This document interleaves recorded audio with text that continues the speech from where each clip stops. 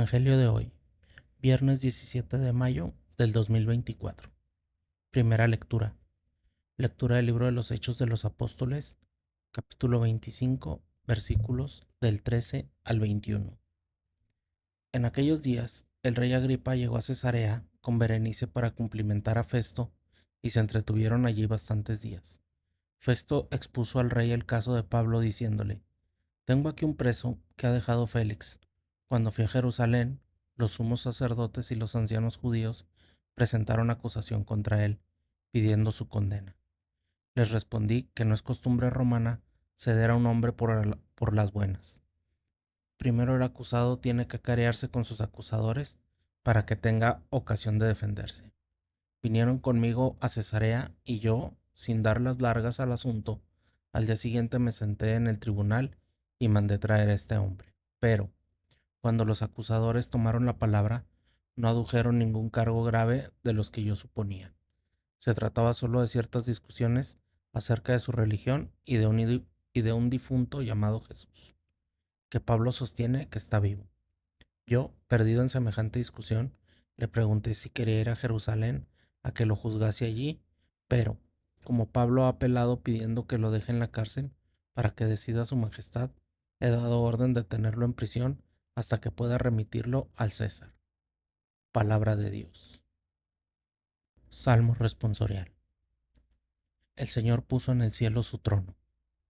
Bendice alma mía al Señor y todo mi ser a su santo nombre. Bendice alma mía al Señor y no olvides sus beneficios. El Señor puso en el cielo su trono. Como se levanta el cielo sobre la tierra, se levanta su bondad sobre sus fieles. Como dista el oriente del ocaso, así aleja de nosotros nuestros delitos. El Señor puso en el cielo su trono. El Señor puso en el cielo su trono, su soberanía gobierna el universo. Bendecid al Señor, ángeles suyos, poderosos ejecutores de sus órdenes.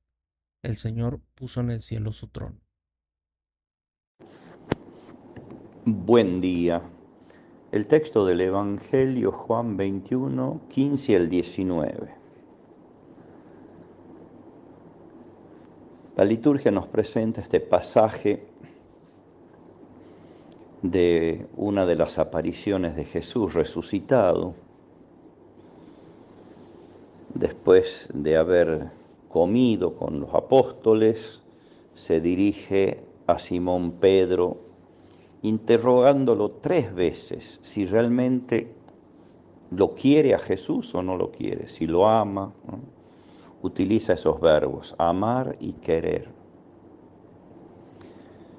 Simón Pedro comienza muy envalentonado diciendo: sí, Señor, yo te quiero, te quiero. Y cuando lo pregunto por tercera vez, ya el pobre Pedro tragó saliva amarga y le dice: Señor, tú lo sabes todo, sabes que te quiero. Y entonces Jesús le va a confirmar esa misión para la que lo ha destinado: apacentar las ovejas. Y ahí también le va a profetizar, le va a anunciar cómo iba a morir algún día. Sabemos que fue crucificado igual que Jesús, pero él pidió que fuera cabeza abajo porque no se consideraba digno de morir igual que Jesús. Después de esa conversación, Jesús lo confirma diciéndole: sígueme. Bien, este pasaje del Evangelio creo que todos nosotros deberíamos vivirlo cada día. Jesús también a nosotros nos pregunta cada día: ¿me quieres más que los demás? ¿Me quieres? Entonces tendremos que estar dispuestos a dar una respuesta. Le pidamos al Señor, le pidamos al apóstol Pedro que nos ayude a tomar esa resolución diaria de amar a Jesús y de seguirlo y de anunciarlo con la vida. Que la bendición de Dios Todopoderoso, Padre, Hijo, Espíritu Santo, descienda sobre ustedes y los acompañe siempre. Amén. El Evangelio de hoy está tomado de San Juan.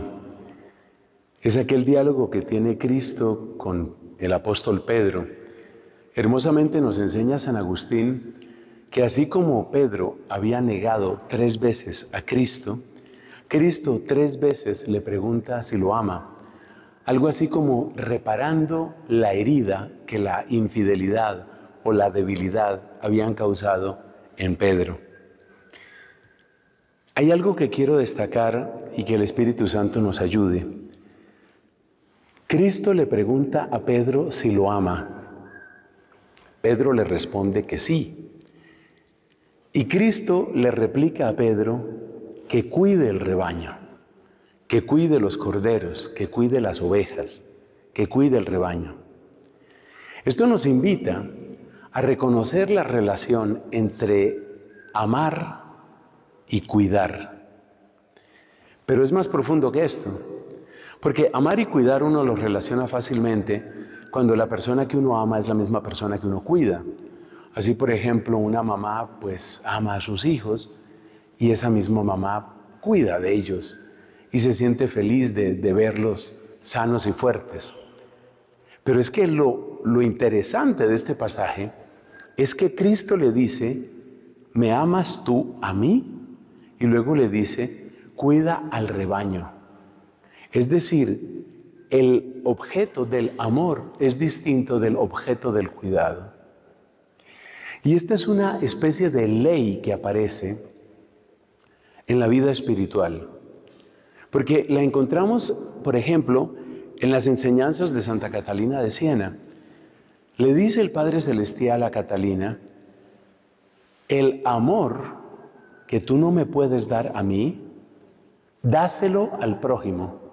¿Te das cuenta? Es la misma idea. Pedro le pregunta, que Cristo le pregunta a Pedro, ¿me amas? Pedro dice, sí, yo te amo a ti.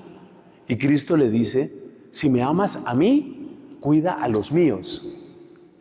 ¿Ves la relación que hay entre el amor a Dios y el amor al prójimo? ¿Me amas a mí? Cuida a los míos. Hay varias maneras de entender este hermoso pensamiento. Una manera, por ejemplo, es esta.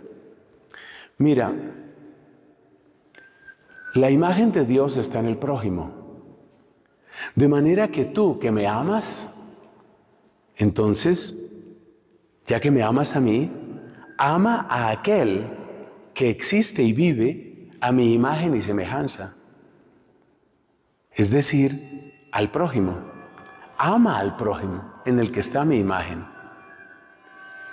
Otro texto de la Escritura también nos ayuda. Dice, el que ama al que da al ser, ama al que proviene de ese que da el ser. Algo así como que yo quiero a mis amigos y por eso quiero lo que mi amigo hace y por eso quiero a los hijos de mi amigo y por eso quiero los proyectos de mi amigo, porque eso brota de él.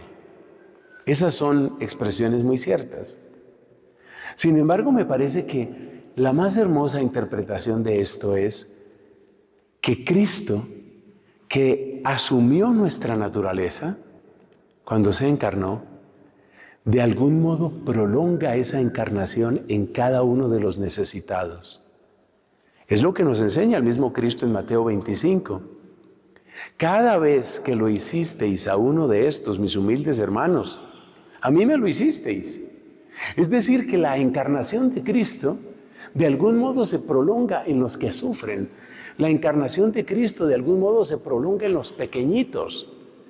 Cada uno de los necesitados es un recordatorio del gran necesitado que es Cristo, que tuvo que nacer en un pesebre, que tuvo que huir a Egipto, que vivió oculto en Nazaret, que fue contado entre los pecadores junto al río Jordán